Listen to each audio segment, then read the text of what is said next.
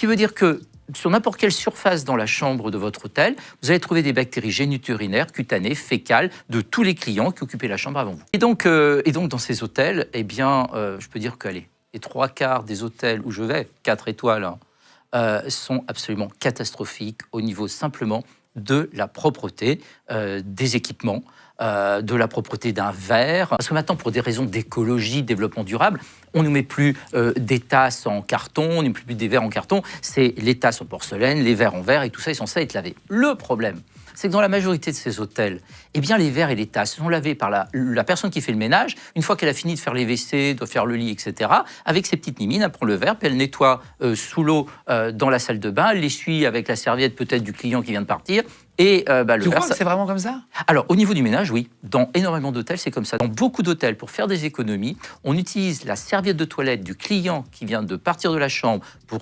nettoyer la chambre avec un spray alcoolique, surodorant, pour que ça sente bien bon, que ça enlève bien les marques, donc ça veut dire que c'est un spray à base d'alcool.